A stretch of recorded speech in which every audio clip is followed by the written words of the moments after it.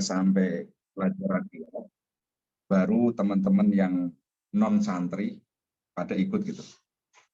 Waktu itu ada beberapa, yaitu termasuk Pak Hamka, Pak Sukindar awal-awal itu.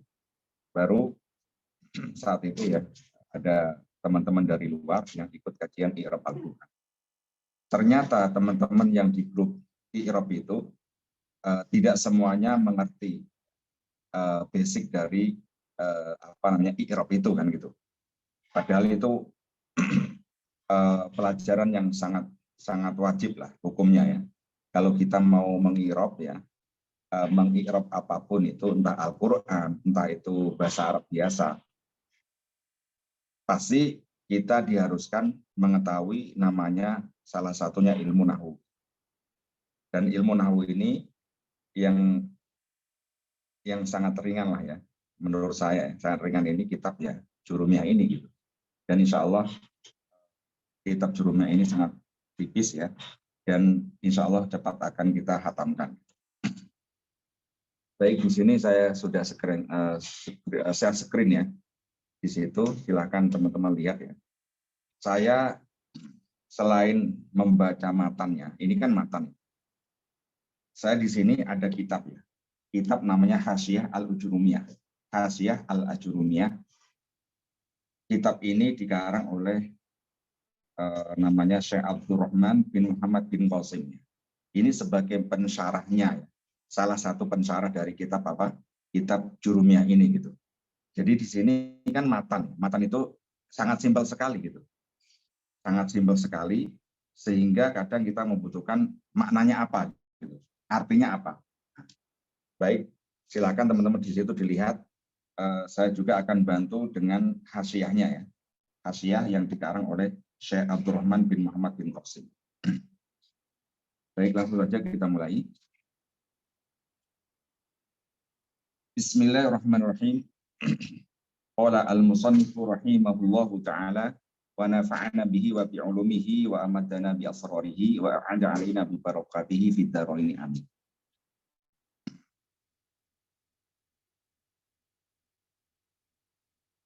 Baik Bapak Ibu semuanya, seperti biasa ya, setiap kajian kita membaca Al-Fatihah dulu tadi sebelumnya. Ala hadiniyah wa quliniyatil salat Al-Fatihah.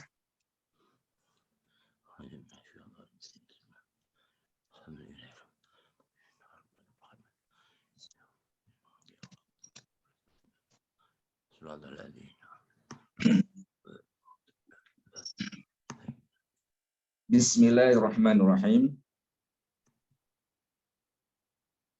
Al-kalamu huwa al-lafdu al-murakkabu al-mufidu bil wad'i. Nah, sampai situ ya. Jadi ilmu nahwu ini sangat penting ya, salah satu ilmu bahasa Arab yang sangat penting sekali ya. Sehingga ketika kita mau membaca kitab gundul itu ya salah satunya ada rumusnya atau kuncinya adalah ilmu nahwu ini gitu. Jadi kalau kita disodorkan kitab apapun yang gundul bahasa Arab itu, kita bisa membacanya salah satunya adalah dengan memakai ilmu nahwu. Ini kita akan membahas tentang ilmu nahwu ya. Ilmu nahwu salah satu cabang ilmu bahasa Arab yang sangat penting sekali. Oke, baik. Sebelum kita mulai, Jurumiyah ini siapa gitu, pengarangnya? Dalam kitab Hasyiah Al-Ajurumiyah, di sini dikasih biodata dari seorang penulisnya ya, yaitu Abu Abdillah. Nama pengarang dari kitab Jurumiyah ini namanya Abu Abdillah Muhammad bin Muhammad ya. Muhammad bin Muhammad. Abu Abdillah Muhammad bin Muhammad bin Dawud As-Sonhaji. Namanya boleh ditulis ya. Abu Abdillah Muhammadin Muhammadin bin Dawud As-Sonhaji. Saya ulang lagi. Abu Abdillah Muhammad bin Dawud As-Sonhaji. As-Sonhaji ini ya nisbah ila ihda al-qabail bil Maghrib. Jadi nisbat dari salah satu suku yang ada di Maghrib ya. Maghrib itu Maroko gitu. Jadi Abu Abdullah ini salah satu dari ulama nahwu ya, yang sangat ma'ruf loh. Adapun julukannya Al-Ma'ruf ibni Ajrum. Jadi julukannya adalah Ibnu Ajrum ya. Yang mana makna Ajrum ini bilisanil barbar itu maknanya adalah al-faqir ya. Al-faqir, as-sufi, al-wara'. Jadi orang yang fakir, yang sufi, yang wara'. Wara' itu orang yang meninggalkan ya, syubhat ya. Taraka syubhat, yang mana ketika ada perkara apapun belum jelas halal dan haramnya, mereka menjauhi gitu. Yang mana Imam Abu Abdullah ini, dia dilahirkan di Fes ya. Fes itu salah satu kota di Maroko ya. Wulida bi Fas ya. Kalau bahasa Arabnya Fas namanya. Fa alif sin. Wulida bi Fas. Ini salah satu kota yang ada di Maroko. Yang mana lahirnya sanata Sitimi'ah wa arba wa sab'ina hijriyatan. Dilahirkan tahun 674 Hijriah. 674 Hijriah. Wa tuwfiya biha sanata sukumiatin wa salatatin wa isrina hijriyatan. Dan wafat di tahun 723 Hijriah. Nah, ini sekilas dari mu'alif ya, mu'alif dari kitab Jurumiyah ini. Baik, langsung saja kita baca isinya ya. Bismillahirrahmanirrahim. Al-kalamu huwa al-lafdhu al-murakkabu al-mufidu bil wad'i. Nah, ini titik sampai sini ya.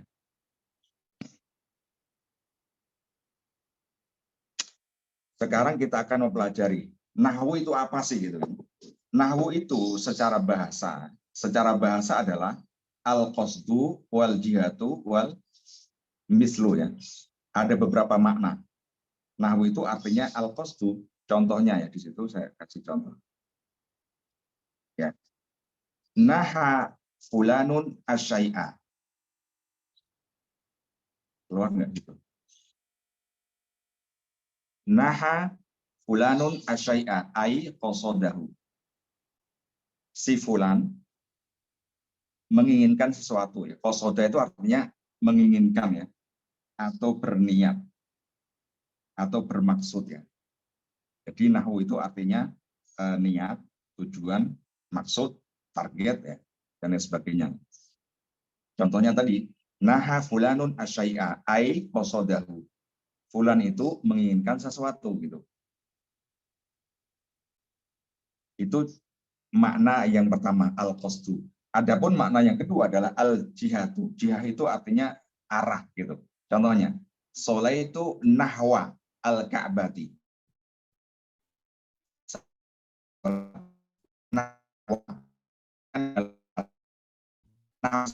Apa? Menghadap atau menuju arah Ka'bah. Jadi atau juga contohnya ini. Ana nahwu bi amali. Saya seperti ayahku dalam pekerjaan. Ai nahwu di sini di mana Pak? Mislu, gitu kan? Mislu. Jadi ini beberapa makna lugawinya ya. Nahwu secara makna istilahi atau istilah ulama nahwu adalah ilmun bi usulin yatawassalu biha ila ma'rifati awakhiril ilm. Jadi nahwu ini, izin Ustaz, suaranya Ustaz agak putus-putus, tadi sempat suara robot juga. Mungkin faktor jaringannya. Teman-teman yang lain gimana? Apa cuma saya? Sama, Mas Bara. Oh, enggak, Pak. Iya. Berarti dari Ustaz. Mungkin lagi ini sinyal atau jaringannya.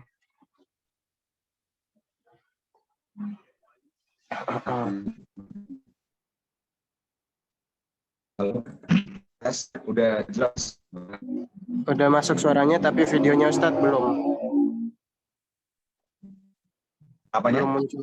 Videonya belum muncul gambarnya. Baru audio yang masuk Ustadz. Nah, video udah muncul Ustadz.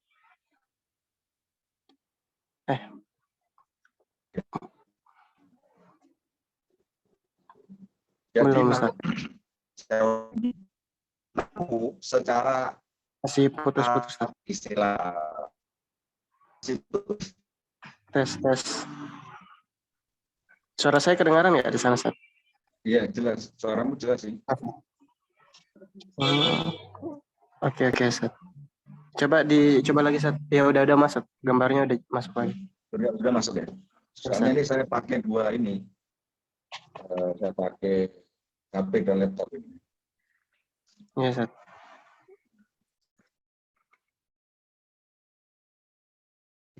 Gimana Mbak, sudah jelas? Sudah masuk Ustadz. Oke. Saya ulang lagi ya. Tadi makna nahwu ya.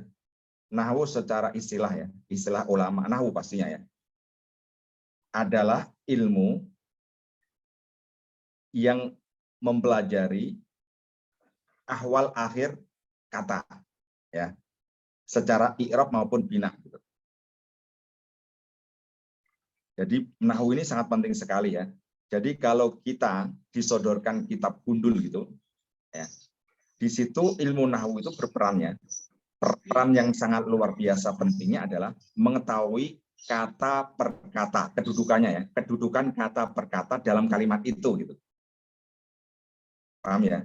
Jadi kalau ada kalimat dalam bahasa Arab, kalimat itu kan tersusun dari kata-kata kan? Ya, minimal 2 itu kalau kalam ya, kalau kalimat mufidah ya, kalimat yang bisa memahamkan itu minimal 2. Nah, jadi nahwu itu perannya seperti itu. Mengetahui kedudukan kata-kata itu dalam sebuah kalimat. Itu peran yang pertama. Yang kedua adalah nahwu itu mengetahui perubahan akhir kata. Kapan lafal Allah itu dibaca Allahu, Allaha, Allahi. Nah, kadang di Al-Quran kan banyak sekali. Allah itu kadang Allahu, ya kan? Hu kan? Kadang ha kan gitu. Kadang hi. Nah, itu spesialisasinya apa? Ilmu nahwu gitu. Kenapa dibaca hu? Kenapa dibaca ha? Kenapa dibaca hi gitu? Nah, itu fungsi dari nahwu itu gitu. Maka sangat penting sekali gitu. Ya. Jadi kalau ini kan kitab yang di layar teman-teman itu kan ada harokatnya itu. Aslinya nggak ada. Ini sudah dimudahkan gitu, sudah dikasih harokat. Aslinya gundulan gitu. Ya, di sini bismillahi. Kenapa Allah di sini ada harokat kasroh gitu? Kenapa enggak bismillah atau bismillahu gitu? Nah, itu ada rumusnya. Rumusnya kita pelajari di ilmu nahwu ini. Itu ya. Jadi di situ kata per kata itu dibahas apakah kata itu mu'rob atau mabni gitu. Ya, kata itu kan ada yang mu'rob, ada yang mabni. Mu'rob itu yang bisa berubah-ubah. Ya, tadi seperti lafal Allah. Allah itu kan kata yang mu'rob. Bisa rafa, bisa nasab, bisa jar. Nah, bisa berubah itu namanya mu'rob. Tetapi ada juga kata yang kayak gitu terus itu. Contohnya bi, ya. Di situ kan bi, ismi, sama Allahi kan itu ada 3 kata. Bismillah itu kan. Bi, ismi, sama Allahi. Yang bi itu kan akan selamanya bi. Nggak boleh ba atau bu kan. Nggak bisa kan. Nah, itu namanya mabni. Nah, bi itu adalah huruf. Ya, huruf yang mana dia itu hukumnya mabni. Tetap ya, mabni itu tetap. Nggak bisa berubah gitu. Dalam keadaan apapun, ya, dalam kata itu posisinya dimanapun itu tetap gitu kan. Nah, itu namanya mabni. Kita akan mempelajari di situ kan. Kan sudah kita pelajari beberapa bulan ini ya tentang i'rab Al-Qur'an kan. Ya kadang kan ada yang marfu, ya kan, ada yang mansub, ada yang majrur, itu maksudnya mu'rab ya, kata yang mu'rab. Ada katanya mabniun kan gitu. Mabniun alal fathati, ya, mabniun ala dhomi, ya. Itu berarti kata itu mabni tetap gitu, enggak berubah-ubah. Itu fungsinya nasbu. Lalu wa maudhu'uhu, objeknya, objek nahwu ini, ilmu nahwu ini ada apa? Objeknya adalah al-kalimat al-arabiyah, kata-kata bahasa Arab, ya. Jadi kata bahasa Arab bukan bahasa lain gitu. Bahasa Indonesia ya nggak ada, ya. Ya bahasa Indonesia nggak ada ilmu nahwu, ya. Jadi ilmu nahwu itu untuk bahasa Arab saja, ya. Al-kalimat al-arabiyah. Wa samratuhu, samrohnya itu buah, ya. Hasil dari kita mempelajari ilmu nahwu itu apa? Siyanatul lisani anil khoto'i fi kalamillah wa kalami rasulihi wa kalamil arabi. Jadi kalau kita mempelajari ilmu nahwu ini, bisa memperdalam ilmu nahwu ini, maka lisan kita akan ya terjaga dari kesalahan dalam pengucapan gitu. Ya nggak akan mungkin kita membaca busmullahu, itu nggak akan mungkin gitu, ya. Ar-Rahmanu Ar-Rahimu, nggak akan mungkin. Karena kita sudah punya ilmunya, yaitu ilmu nahwu. Ya, maka lisan kita akan terjaga itu dari khoto'nya. Entah itu dalam Al-Quran, kalam Allah. Kalau Al-Quran itu kan sekarang sudah gampang kan, karena sudah sangat lengkap sekali gitu. Harokatnya sudah lengkap sekali. Kalau zaman dulu itu nggak ada harokatnya, zaman dulu. Ya zaman sahabat ya awal-awal itu belum ada gitu kan. Lalu kalam Rasul, hadis itu ya aslinya nggak ada harokatnya juga. Kalau sekarang ada kitab yang berharokat itu ya sangat luar biasa, ulama mempermudahkan kita gitu. Terus kalam Arab apapun ya, perkataan bahasa Arab apapun itu ya, karakter asli bahasa Arab itu ya tanpa harokat dan bisa dibaca karena ada rumusnya di ilmu nahwu ini. Wal isti'anatu bihi. Dan kita kalau menguasai ilmu nahwu akan mampu ya memaknai atau mengartikan teks-teks bahasa Arab yang tanpa harokat itu gitu. Lalu wa hukmuhu fi syar'i, hukum kita mempelajari ilmu nahwu apa? Hukumnya adalah fardu kifayatin, fardu kifayah. Fardu kifayah itu seperti kita ngurusin jenazah ya, mulai memandikan ya, mengkafani, mensolatkan ya, menguburkan, itu hukumnya fardu kifayah. Kalau andaikan sudah ada salah satu dari saudara kita yang melakukannya, maka seluruh dosanya. Tetapi kalau nggak ada satupun yang melakukannya, maka semuanya akan dapat dosa. Itu namanya fardu kifayah ya. Fardu kifayah. Kalau andaikan satu kampung gitu kan, satu kampung atau satu desa ternyata di situ salah satu ada orang muslim yang meninggal, tidak ada satupun yang ngurusin, maka satu kampung itu akan mendapatkan dosa. Ya. Tetapi kalau andaikan ada satu orang saja yang sudah ngurusin itu, maka semuanya akan gugur dosanya. Itu hukumnya fardu kifayah. Seperti kita mempelajari ilmu nahwu ini. Wa wadi'uhu Abul Aswad adu Ali bi amri Aliin radhiyallahu anhu. Lalu peletak batu pertama ya dalam ilmu nahwu itu siapa gitu. Wadiknya adalah yang namanya Abu Al-Aswad adu Ali ya, Abu Al-Aswad adu Ali. Atas perintah siapa? Atas perintah sahabat Ali bin Abi Thalib. Nah, ini pernah saya baca ya.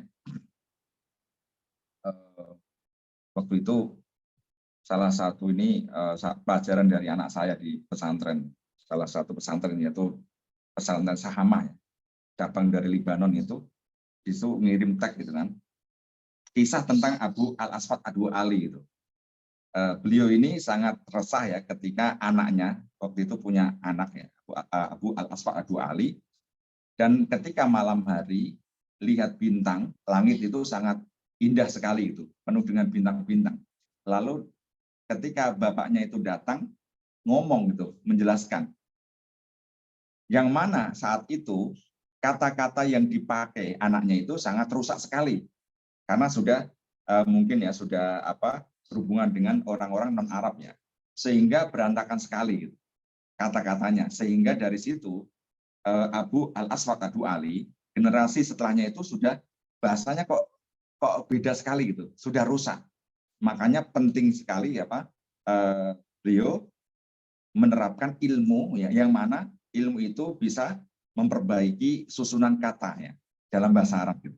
Sehingga curhat sama sahabat Ali ya, ketika curhat itu Abul Aswad diperintahkan, ya kamu karang aja ya ilmu yang nama ilmu nahwu gitu. Yang mana ilmu nahwu itu fungsinya tadi kan mengetahui kedudukan kata dalam kalimat dan mengetahui perubahan akhir kata gitu kan, sehingga orang itu ketika membaca bahasa Arab itu tidak salah ya. Karena apa?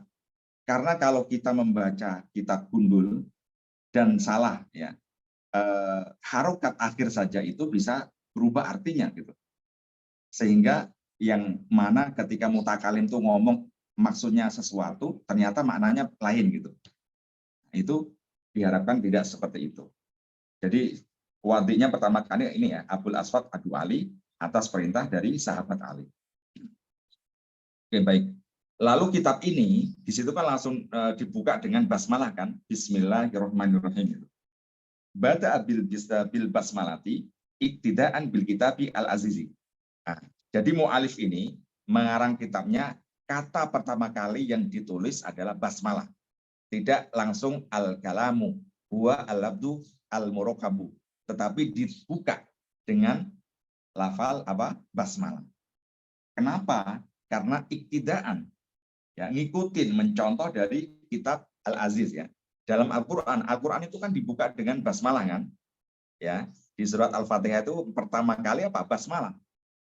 Maka Abul Aswad juga ngikutin Al-Qur'an, kitab yang induknya ya, induk kitab orang yang beriman ya, orang Islam itu memakai basmalah. Maka di situ tulis basmalah. Wa ta'siyan bin nabi, dan juga ngikutin, mencontoh nabi. Fi mukatabatihi wa mursalatihi. Dalam setiap tulisan Rasulullah, nulis surat ataupun nulis apapun ya, Rasulullah itu nulis apapun, entah itu surat atau tulisan apapun, pasti dibuka dengan lafal basmalah.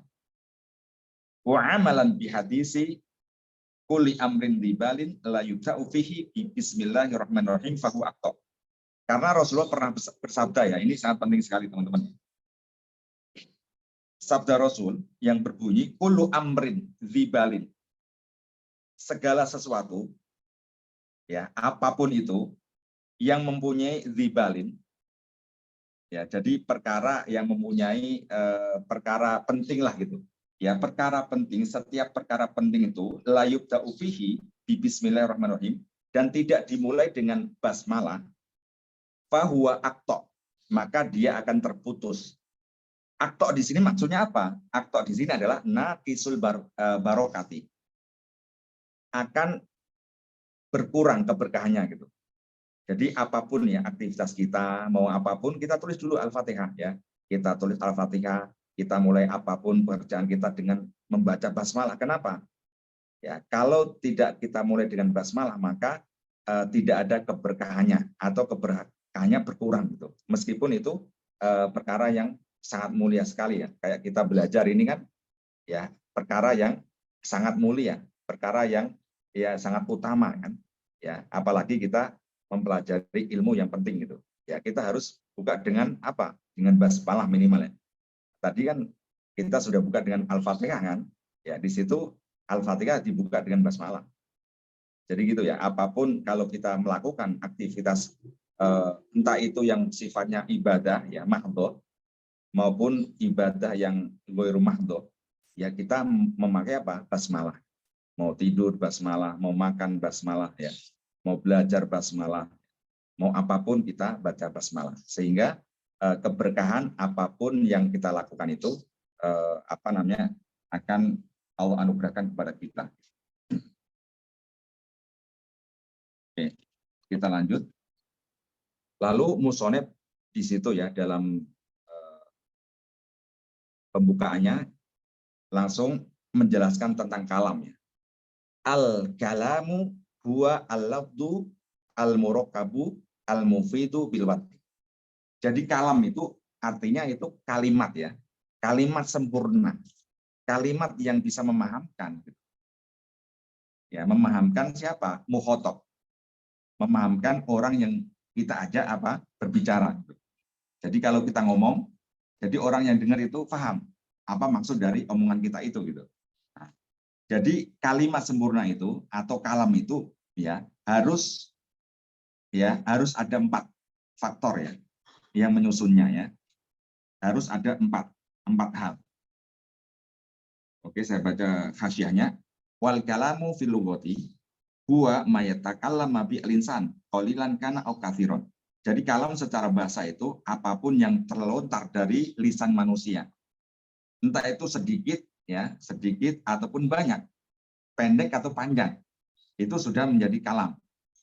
Mufidan au ghairu mufid. Berfaedah atau tidak? Faedahnya kalam kan memahamkan ya, mukhotob. Ini secara lughat. Tetapi secara istilah nahwi ya, wa fi istilahin nahwiyina, kalam itu adalah ma jama'a al-quyuda al-arba'ah. Ya. Harus mencakup 4 ya, mencakup 4 hal. Allati dzakaroha al-musannif ya. Berarti kalam itu harus pertama ya. Pertama itu harus berupa lafaz. Ya, yang pertama kalam itu harus lafaz. Lafaz itu apa? Lafaz adalah as-saut al-mustamilu ala ba'dil hurufi al-hijaiyah. Lafaz adalah suara ya. Suara yang mencakup beberapa huruf hijaiyah. Contohnya saya bilang Muhammadun. Nah, Muhammadun ini kan saut kan? Saya ngomong gini kan saut kan? Ya enggak? Saya bilang Muhammadun. Nah, ini kan berupa saut. Yang mana saut ini, suara ini mustamil ala ba'dil huruf. Ya, yang tersusun dari huruf-huruf kan? Muhammadun, mim, ha, ya, mim, dal kan? Jadi suara yang mencakup beberapa huruf hijaiyah gitu. Allati awaluha al-alifu wa akhiruha ya'u. Yang mana huruf hijaiyah itu yang pertama alif dan akhirnya ya. Contohnya kazaidin, lafal zaid. Nah, zaid ini kan berupa apa? Berupa lafaz karena dia saut yang mustamil ala ba'di al-huruf al-hijaiyah. Kalau lafaz seperti itu maknanya maka fakharaja bidzalika al-kitabah warumus wal isyarah. Jadi kalau lafaz itu maknanya tadi saut ya, maka pengecualiannya adalah alkitabah, tulisan. Karena tulisan itu bukan saut gitu. Dan juga rumus. Rumus itu kayak kode atau sandi gitu kan, rumus. Berarti mengecualikan itu ya. Mengecualikan kitabah, rumus itu kode atau sandi atau isyarah. Nah, isyarah itu bukan lafaz. Rumus juga bukan, kitab juga bukan, kitabah juga bukan. Walau mafhumah, meskipun itu semuanya memahamkan gitu. Kitabah kan bisa memahamkan. Rumus, sandi, kode itu bisa memahamkan. Isyarah itu isyarat ya. Kalau bahasa kita itu juga bisa memahamkan, tetapi tidak diartikan apa lafaz. Nah, jadi kalam itu pertama kali harus berupa lafaz. Yang kedua adalah murokab. Lafal itu harus murokab, harus tersusun. Ya, murokab itu tersusun. Ma tarokaba min kalimata ini fasoidan. Ya, jadi lafaz itu harus murokab, tersusun minimal 2 kata. Ya, 2 kata lebih ya, minimal 2 kata ya. Contohnya Ja'a Muhammadun. Ja'a sama Muhammadun ini kan 2 kan? Itu sudah menjadi kalam. Muhammad telah datang. Nah, ini menjadi kalam. Lafal dan juga apa? Murokab ya. Wasalis yang ketiga harus apa? Harus al-mufid. Ya. Lafal, murokab dan mufid. Mufid itu apa? Mufid itu adalah ma'afada faidatan yusinu sukutul mutakallim alaiha. Bihaitsu la yasiru asami'u muntadhiran li syai'in akhar. Jadi mufid itu adalah ya berfaedah, bermanfaat bagi mukhotob. Jadi kalau saya ngomong, orang yang saya ajak ngomong itu paham, ya, sehingga tidak ada pertanyaan gitu. Contohnya,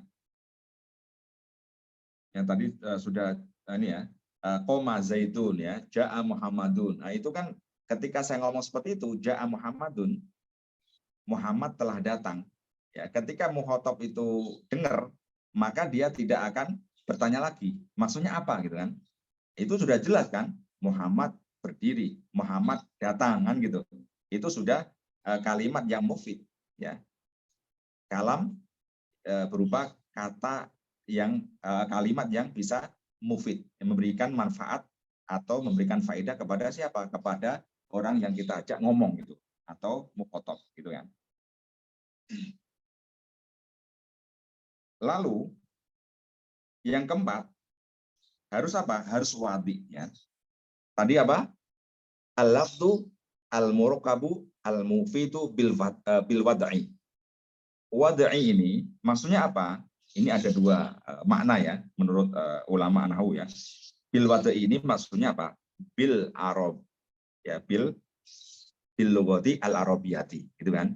Kalam adalah lafal yang tersusun, yang mufid, yang berfaedah ya, bil wad'i ay bil lughati al-arabiyati. Yaitu memakai bahasa Arab gitu. Yaitu kalam itu bahasa Arab. Ya tadi ya, ja'a Muhammadun, ra'aitu Muhammadan ya, maratu bi Muhammadin itu. Nah, itu kan kalam ya, susunan lafal yang mana ketika orang kita ajak ngomong itu sudah apa? Sudah memahamkan, ya sudah paham.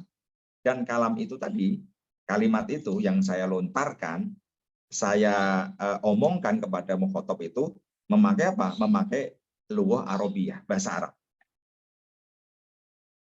Tetapi makna yang kedua, menurut ulama nahwu yang kedua, wad'i ini maksudnya apa? Bil qasdi, ya, dengan niat, dengan sengaja gitu. Saya ngomong, andaikan ro'aitu Muhammadan, saya telah melihat Muhammad. Saya ngomong kepada mukhotob ini dengan sengaja gitu. Tidak dalam keadaan saya ngelintur. Ngelintur itu ngigau ketika tidur gitu. Tidak dalam keadaan hilang ingatan atau kayak inilah ya. Ada kan orang ketika ada penyakit ayan atau apapun itu kan, atau mungkin dalam keadaan mabuk dan lain sebagainya, itu kadang kan orangnya ngawur kan gitu, ngelantur gitu ngomongnya. Ngomong yang diucapkan orang yang mabuk, orang yang punya penyakit ayan dan lain sebagainya itu kan bukan bil qasdi gitu. Ngawur kan dia. Orang mabuk itu kan kadang ngomong apapun itu dia nggak paham ketika sudah sadar gitu. Masa saya ngomong itu? Enggak, karena dia bukan bil qasdi. Bukan maksud hatinya gitu. Nah, jadi bil wad'i di mana apa? Bil qasdi. Jadi kalam seperti itu ya. Harus lafal, harus murokab, harus mufid, dan harus qasdi gitu. Harus benar-benar muncul dari maksud mutakalim kepada mukhotob. Ya. Bukan karena tadi, bukan karena ngigau, bukan karena tadi ya orang yang mabuk dan lain sebagainya ya. Wasohihu al awal, tetapi kalau yang sahih maknanya adalah al-lugha arabiyah ya. Jadi dari kedua makna tadi, wad'i itu bermakna bil lugha al-arabiyah atau bil qasdi, tetapi yang al-sahih, yang paling sahih, yang benar adalah yang awal ya, bil lugha al-arabiyah. Oke. Kita lanjut. Wa aqsamuhu salasatun. Ismun wa fi'lun wa harfun ja'a li ma'nan. Jadi penyusun kalimat ya, penyusun kalimat sempurna itu ada 3 kata ya. Dalam bahasa Arab itu hanya 3 saja, yaitu kalimat isim, kalimat fi'il, dan kalimat huruf gitu. Nggak ada kalimat lain. Jadi penyusun kalimat dalam bahasa itu pasti cuma di antara 3 ini ya. Isim, fi'il, huruf gitu. Nggak ada yang lain. Fal ismu, langsung kita bahas satu persatu ya. Isim itu maksudnya apa gitu? Isim itu adalah kalimatun dalat ala ma'nan fi nafsiha walam taktarin bizamanin. Jadi isim itu kalau gampangannya ini ya, kata benda ya, kata benda. Contohnya Muhammadun ya, masjidun, olamun ya, korotun. Itu umumnya seperti itu kata benda ya. Kalau menurut ulama nahwu ini maknanya adalah kalimah ya. Kalimah itu kata gitu kan. Kata yang dalat ala makna fi nafsiha. Kata yang mempunyai arti dalam dirinya sendiri itu dan walam taktarin bi zamanin dan tidak disertai dengan zaman. Zaman itu waktu gitu. Enggak ada keterangan waktu gitu. Ya. Entah itu lampau ataupun sedang ataupun yang akan datang gitu. Contohnya Muhammad. Muhammad itu enggak ada kaitannya dengan waktu kan. Ya telah Muhammad, sedang Muhammad, ya kan? Atau akan Muhammad kan nggak ada gitu. Paham ya? Itu namanya isim ya. Namanya isim. Hukumnya isim itu hukumnya adalah mu'rob ya. Mu'rob secara umumnya ya, secara karakter awalnya, secara tobiatnya, aslinya itu isim ya mu'rob. Mu'rob itu bisa berubah-ubah gitu. Contohnya lafal Muhammadun. Muhammadun itu ya bisa Muhammadan, bisa Muhammadin gitu. Ja'a Muhammadun, ro'aitu Muhammadan, marotu bi Muhammadin gitu. Jadi isim itu hukumnya aslinya adalah mu'rob. Wal bina'u tori'un alaihi. Tetapi ada sebagian ya, ada pengecualian ya, ada pengecualian isim juga bisa mabni ya. Tetapi cuma sedikit gitu ya. Isim juga ada yang mabni gitu. Mabni itu tetap ya. Contohnya isim isyarah kan gitu. Isim isyarah contohnya apa? Hadza, hadhihi. Hadza itu kan tetap hadza kan. Dalam keadaan apapun ya. Posisinya dalam kalimat itu sebagai apapun, mubtada ya kan, atau dia sebagai maf'ul bi ya kan? Atau dia sebagai majrur, pasti dia tetap hadza. Enggak mungkin bisa menjadi hadzu atau apa namanya? Hadhi ya. Tetap hadza ya. Hadza kan gitu. Hadhi juga sama ya, hadhihi. Enggak mungkin ada hadhihu ya. Hadhiha enggak ada. Ya tetap hadhihi. Ya meskipun hadza hadhihi ya, ulaik ya, tilka ya. Nah, itu semuanya adalah bentuk isim, tetapi hukumnya apa? Mabni. Gitu ya. Isim itu ya tadi asalnya apa? Mu'rob ya. Umumnya itu mu'rob, bisa berubah-ubah. Tetapi ada kalanya dia mabni, tetapi sedikit gitu. Lalu aksamuhu, pembagian isim itu ada 3 ya. Isim itu ada 3. Ada isim zohir. Zohir itu kelihatan ya. Zaidun, masjidun, itu kan ada kan? Ada lafalnya ya. Ya, ada ini namanya zohir ya. Nampak ya. Ja'a Muhammadun ya. Usoli fil masjidi. Nah, itu namanya isim yang zohir, ada. Ada juga yang kedua yaitu muzmarun, ka'ana wa anta. Ada juga isim yang mutmar, isim domir. Isim domir itu kata ganti. Contohnya ana, anta, anti, antuma, ya huwa, hiya. Nah, itu namanya isim apa? Isim domir gitu. Ada isim dohir, ada isim domir. Dan juga ada isim mubham. Mubham itu ya tadi hadza, hadhihi, haula'i, itu mubham. Dalam ini ya, dalam hasyiah kitab Jurumiyah ini. Lalu yang kedua ya, penyusun kalam tadi yaitu isim, yang kedua fiil. Fiil itu adalah kalimatun dalat ala maknan fi ghairiha wa taktarin bi zamanin. Jadi fiil itu kalau gampangannya apa? Gampangannya ya kata kerja kan gitu. Umumnya kata kerja. Contohnya ja'a. Muhammadun ja'a artinya apa? Telah datang. Ya, datang ini kan kapan datangnya?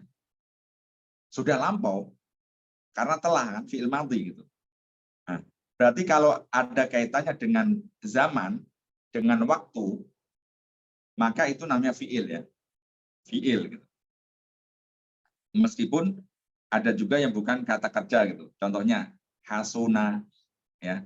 Hasuna telah bagus gitu. Ya, hasuna. Di sini kan ada ini apa? Keterangan waktunya kan. Hasuna telah ya. Berarti fi'il madhi. Yahsunu sedang atau mustakbal, zamannya mustakbal akan gitu. Nah, jadi kalau ada kaitannya dengan waktu itu namanya fi'il gitu kan. Namanya apa? Namanya fi'il. Wa aqsamuhu salah satun. Fi'il itu ada 3 ya. Fi'il itu ada 3. Ada mandin, fi'il mandi, kata kerja lampau yang telah dilakukan ya. Saya telah minum, saya telah makan gitu kan. Akal tu itu ya. Syarib tu, solai tu, ya, saya telah sholat gitu. Berarti fi'ilnya apa? Fi'il madi. Ya, tadi saya kasih contoh kan fi'il madi semua tuh. Ja'a ya, koma itu kan fi'il madi. Kata kerja lampau. Berarti pekerjaannya itu dilakukan sudah di zaman yang kelewat gitu. Sudah dilakuin gitu. Contohnya ka doroba. Seperti lafal doroba. Telah memukul. Ya, doroba telah. Berarti mukulnya itu yang sudah berlalu gitu. Meskipun baru sedetik yang lalu kan gitu. Itu tetap memakai fi'il apa? Fi'il madhi. Wa mudhari'un. Nah, fi'il yang kedua adalah fi'il mudhari. Fi'il mudhari itu fi'il atau kata kerja yang menunjukkan waktu hal itu hadir ya sama ya, sekarang ya sedang gitu kan. Saya sedang makan ya atau saya akan makan ya, dalam waktu hal hadir atau mustakbal gitu.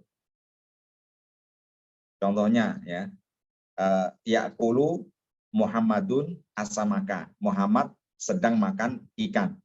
Berarti makannya itu kapan? Sekarang ya kan? Sedang ya, sedang makan atau saya kulu Muhammadun asamaka filmat ami. Muhammad akan makan ikan di restoran. Nah, berarti ini tetap masih apa? Masih fi'il apa? Fi'il mudhari gitu. Lalu yang ketiga fi'il apa? Fi'il amar ya. Fi'il amar itu kata kerja perintah. Contohnya apa? Idrib gitu kan. Tadi doroba fi'il madhi, yadribu fi'il mudhari, idrib. Itu fi'il amar, kata kerja perintah. Contohnya lagi, iftah bukalah. Kul makanlah. Isrob minumlah. Nah, ini kan kalimat apa kata yang mana fungsinya memerintahkan apa mukhotob gitu. Orang yang kita ajak ngomong gitu. Idrib pukullah gitu. Jadi fi'il ada 3 ya, fi'il madhi, fi'il mudhari dan fi'il amar ya. Wa alamatuhu tanda-tanda fi'il ini kode bisa dimaksud kode. Kalau ada kata kok ada kodenya, itu berarti dia fi'il ya. Contohnya kode aflaha al-mu'minuna. Berarti lafal aflaha itu apa? Itu fi'il. Karena apa? Bisa dimasukin kode. Ya, mau dimasukin lafal kode gitu. Nggak mungkin kode masuk pada isim atau huruf gitu. Terus sin ya, wasin dimasukin huruf sin. Ya, contohnya di surat An-Naba ya. Saya lamun ya. Ya lamun berarti apa? Berarti fiil karena bisa dimasukin sin kan. Saya lamun ya. Tadi saya sudah kasih contoh ya. Saya kulu. Lafal yakulu ya. Yakulu bisa dimasukin sa. Saya kulu gitu kan. Akan makan. Kalau yakulu makan. Ya, mungkin sedang ya, sedang, tetapi kalau dikasih sa menjadi saya kulu akan makan. Bisa juga dimasukin saufa. Saufa juga artinya akan ya, tetapi waktu yang lama gitu kan. Jadi bedanya sa dan saufa, kalau sa itu akannya itu dalam waktu yang relatif singkat gitu. Saya akan pergi ke sekolah, ya saya akan sholat. Nah ini berarti akannya dalam waktu yang relatif singkat. Tetapi yang saufa ini akannya akan dalam waktu yang agak yang lama ataupun waktunya itu masih mubham gitu, masih belum jelas gitu. Saya akan contohnya saya akan kuliah ya, saya akan kuliah di Mesir kan gitu. Waktu itu dia masih kelas andikan SD, kelas 1 SD itu saya akan kuliah di Mesir kan. Itu kan masih lama sekali gitu. Memakai apa? Saufa ya. Saufa adrusu ya. Saufa adrusu fi al-Azhar. Berarti memakai apa? Saufa. Contohnya di mana? Di surat At-Takasur. Al-Hakumut Takasur itu. Saufa apa? Ta'lamun kan. Ya, kala saufa ta'lamun. Di sini memakai apa? Memakai saufa. Kenapa? Karena mati itu ya, orang mati itu kan belum ini kan, antara orang itu kan masih belum jelas gitu.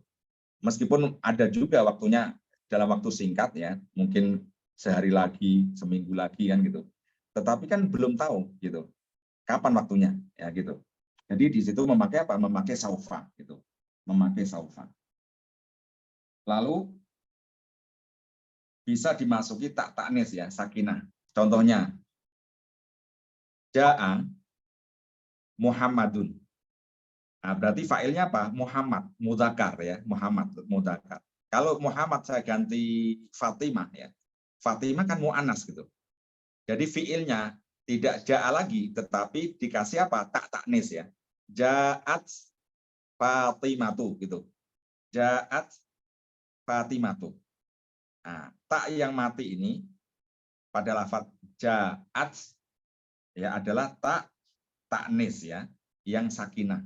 Tak taknis, tak yang menunjukkan fa'il.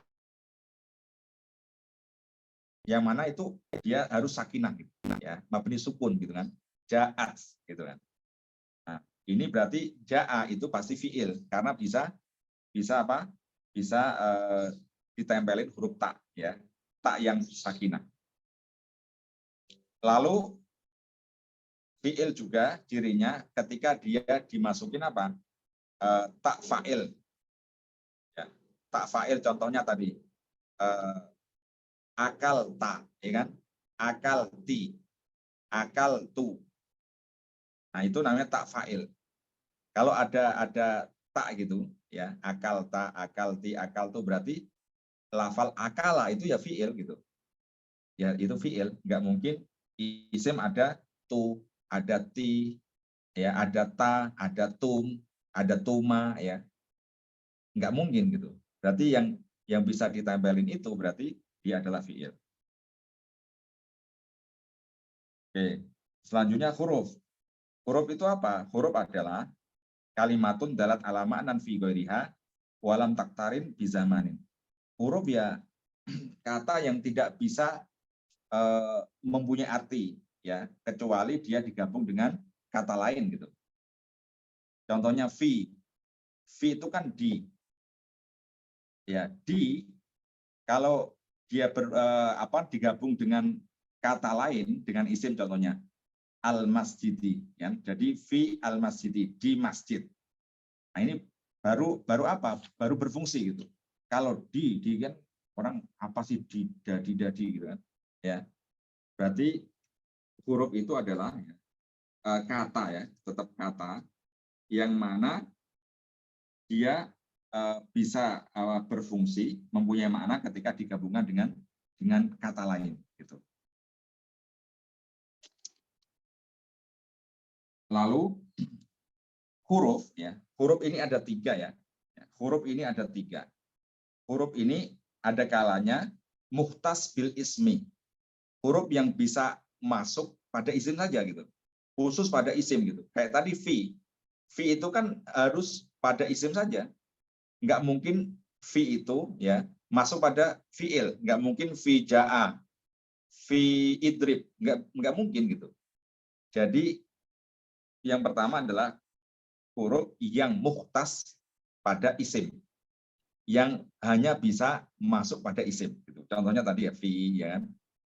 Min, kayak gitu, huruf-huruf jar itu berarti hanya pada isim saja. Gitu. Lalu yang kedua, huruf yang mukhtas hanya pada fiil, ya, khusus pada fiil, dipakai pada fiil. Contohnya kode, ya tadi kode ya, kode aflaha, ya kan, al-mu'minun, nggak mungkin kode Muhammadun, ya, kode masjidun, nggak mungkin.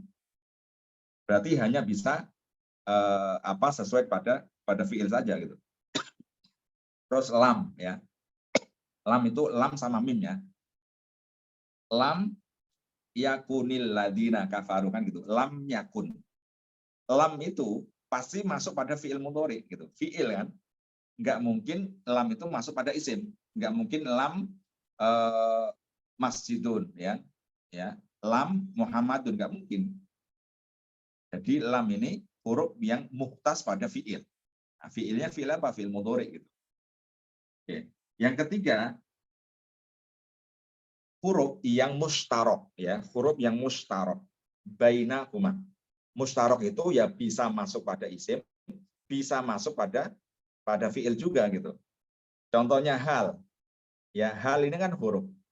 Hal ini kan bisa masuk pada isim, contohnya hal Muhammadun qaimun, apakah Muhammad sedang berdiri? Hal Muhammadun, ini kan masuk pada apa? Pada Muhammad isim, ya. Bisa juga masuk pada huruf, pada fiil. Hal jaa atau hal qoma Muhammadun, apa Muhammadun telah berdiri, ya kan? Hal qoma. Nah, di sini masuknya pada fiil. Berarti hal ini mustarok gitu. Bisa ke isim, bisa ke fiil. Oke, gitu ya. Jadi ada yang muhtas bil ismi, ada muhtas bil fi'li, dan ada mustarok bainahuma. Oke. Lalu di situ musonib mengatakan ya, wa harfun ja'a li maknan, ya, huruf yang ada artinya. Ya, huruf yang ada artinya. Huruf di sini ya yang dimaksud ya berarti huruf yang ma'ani, ya gitu ya, huruf yang ma'ani, huruf yang mempunyai makna. Contohnya bi tadi ya, bi ismi Allahi, kan, bi itu kan artinya apa? Dengan, ya, meskipun satu huruf kan, bi itu maknanya dengan, ya. Bisa huruf-huruf jar atau bisa huruf qasam, billahi, demi Allah, kan, berarti itu huruf yang ma'ani, huruf yang punya makna gitu, ya. Dan huruf di sini itu enggak hanya huruf yang satu huruf saja, ada kalanya dua huruf, contohnya min, kan, mim nun, kan, dua huruf, ya, itu tetap termasuk huruf, ya. Lalu yang dimaksud huruf ya ja'ali maknan berarti meniadakan atau mengecualikan huruf yang mabani. Huruf mabani itu huruf yang tidak mempunyai makna, yaitu alati hiya huruful hija, huruf hijaiyah. Tapi tidak semuanya huruf hijaiyah itu yang tidak punya makna, ya. Contohnya huruf ba ada maknanya, kan. Huruf ta juga ada. Tallahi, huruf qasam, kan. Huruf H ini berarti nggak ada maknanya, ya, gitu. Huruf ta, ya, huruf H gitu. Itu berarti bukan huruf apa? Huruf yang dimaksud ini gitu. Bukan huruf ma'ani, tetapi huruf mabani.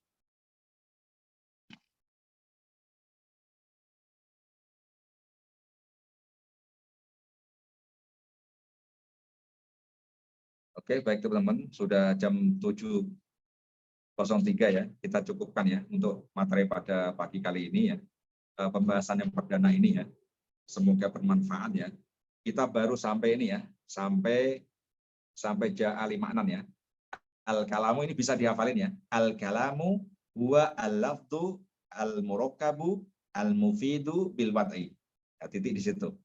Lalu wa aqsamuhu salasatun. Ismun wa fi'lun wa harfun ja'a li maknan, gitu ya. Oke, kita baru sampai di sini, ya. Meskipun baru 2 baris, ya, tetapi maknanya sangat luar biasa banyak. Sampai 1 jam sendiri ini. Oke, baik teman-teman semuanya, semoga bermanfaat, ya. Semoga apa yang kita pelajari menjadi ilmu yang bisa kita praktekkan, ya.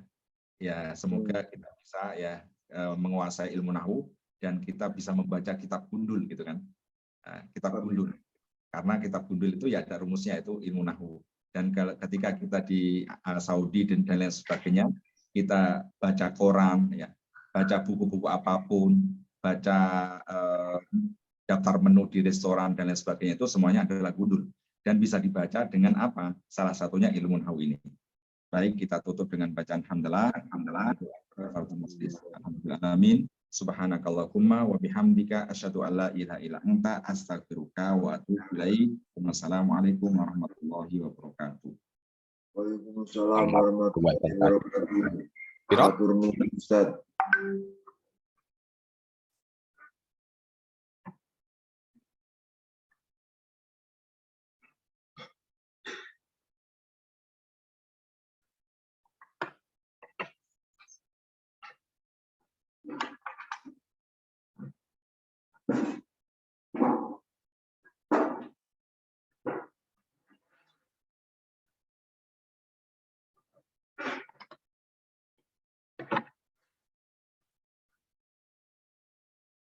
Oh, ini kukusan meja.